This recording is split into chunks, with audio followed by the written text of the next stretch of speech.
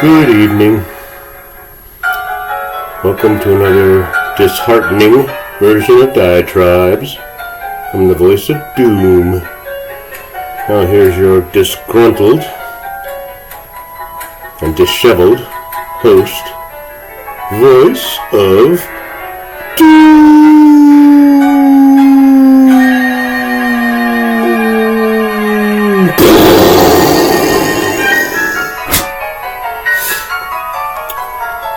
I'm going to play some more obscure stuff for a while.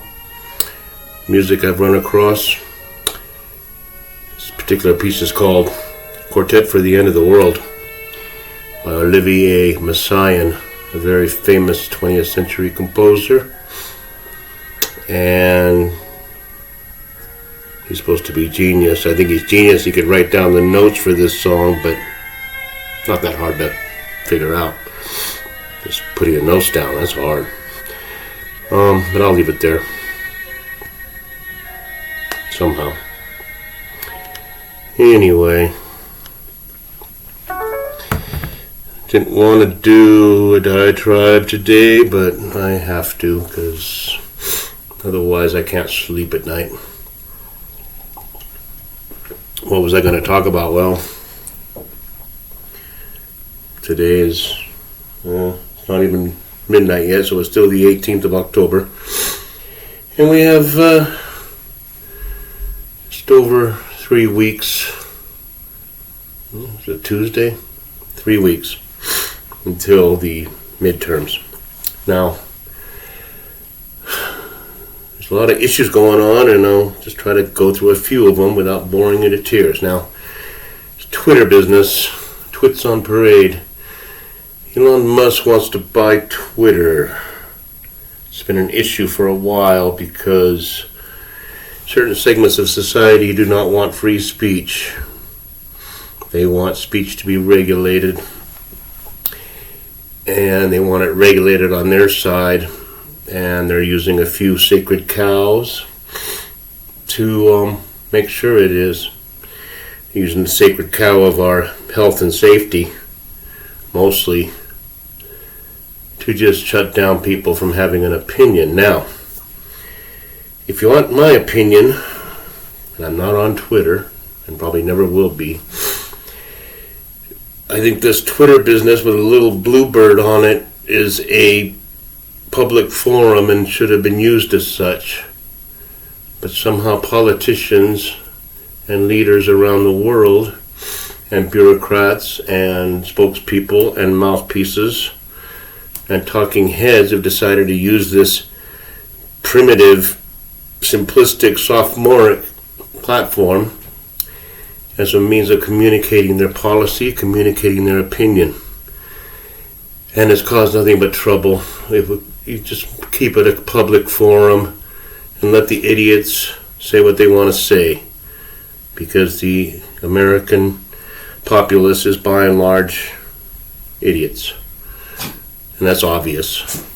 So if things were normal, and when I say normal I mean like back in the 90s, early 2000s, aside from buildings being blown up, but if things were normal, Twitter would go the way of MySpace eventually. Twitter would go the way of GeoCities or Angel Fire or any other platform that might have been very famous for a while and then went by the wayside.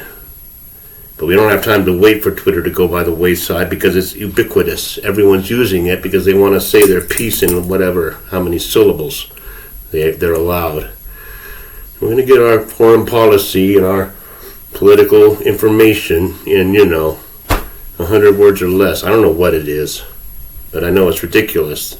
People speak in platitudes and very short sentences because people's attention span is not, they have none. So you're not going to, get anything done by details and data. You're going to get it done by a sharp worded twit, whatever they call them. But aside from that, I heard on the grapevine that Saudi Arabia are going to join in with Elon and buy this Twitter business. And I said, well, there's one more arrow they can use to get at Musk, because they'll say the Saudis are in bed with him and he's in bed with them and what have you. He's in bed with the people that want to pump the fossil fuels, and he's making electric cars, which nobody cares about anymore. Now, I don't think the Saudis are going to own that much of Twitter, and I don't see what would become of that. If they're going to have any say in the content, then we're going to have problems. I'm not going to have a problem. Elon Musk is trying to come up with peace solutions between the Ukraine and Russia, and he probably is the Antichrist for thinking such a diabolical thing as peace. He's probably that person we've all been waiting for, that charismatic character that's the son of Satan, because he dared even consider having peace talks. Now, they rebuffed him, they ridiculed him, and they reviled him. So what he did was he said, well, let's see, I was giving you these satellites for free to help in this Ukraine war, but since you're kind of dissing me, maybe I'll just call that off. And then the good old, what used to be the US of A, says, well, we're just going to take it because we're used to having it for free, and now you can't just take it away, you Native American giver. So they want to nationalize that particular satellite system because they were used to getting it for free. Now, I pay my son's rent for free for 10 months, and then when he's finally getting money, he wants to still steal money from me because he was used to living for free. So whatever. It's all a bunch of bullocks. But let's go back to Ukraine. They're all going to tie into each other a bit. Now, Garry Kasparov was a chess player, and a very good one. So his specialty is strategic thinking.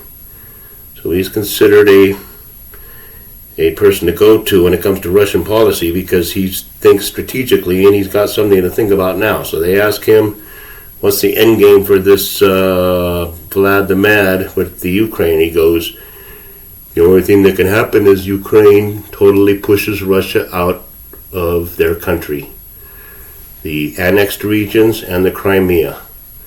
He says that's the only end game that's possible. Now, think about that for a minute. Is he going to put up with that?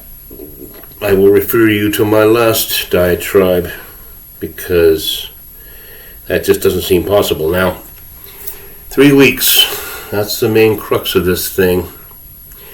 And everybody's going that the D's have to do something in order to confuse us. And it's going to happen soon, because you need a few weeks for things to gel. So if you're going to have another pandemic, you better start it now if you want it to have full effect by election day. You can't just wait till the last minute. And they got pandemics on the shelf ready to go. They release one at will. And if they don't release a real pandemic, they will just tell people they did. Or tell people there is one, in other words. The media will fall in line with the D's to say whatever the hell the D's want them to say. And if they want to say that there's another pandemic out there and you better not go to vote because you might expose yourself to BA.2132X, which is the newest one, or whatever, you better vote by mail. And that's just going to be part of it, because that's not going to be enough. They're going to have to cheat their freaking asses off. And otherwise, there's doom ahead for them, because people are kind of already putting the goppers' feet to the fire. They're like assuming, taking for granted that the gops will win, and they're already being pressured about what they have to do. And that includes impeaching everybody right off the bat, first day. You can't just say, well, we start over again. Let's start over and we'll start from ground zero and see what he does wrong now. No, you go backwards. The goppers look at the past behavior and say, yeah, We got about 350 things we can impeach you right off the bat for, but we can look for more. Because there are 350 things. He's corrupt. His whole family's corrupt. The whole government's incompetent. The whole government lies their asses off. They all have to be impeached. They should probably impeach themselves afterwards. They should probably impeach the entire government, and then the entire Congress can resign en masse. That might be the best thing for the future. Just an idea, but I wanted to combine a whole bunch of ideas together having to do with communication, Elon, Petri dish, who continues to be an idiot, who continues to have ridiculously stupid visuals and optics, they call it. My ice cream cone. The United States economy's never been stronger, obviously. You get what I mean? I mean, you can see that, right?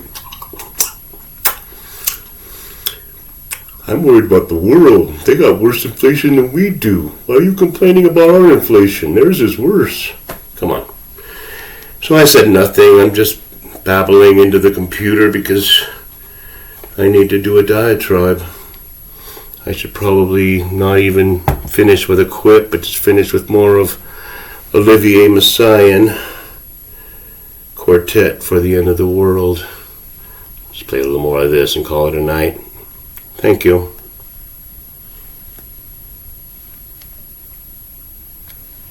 Hello?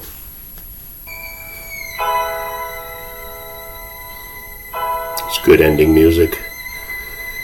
Have a good night, everyone, and enjoy the rest of the evening as we look at the end of the world from the eyes of a piano quartet. Alright, that's it. It wasn't a very good one. Sorry. I'll talk to you later.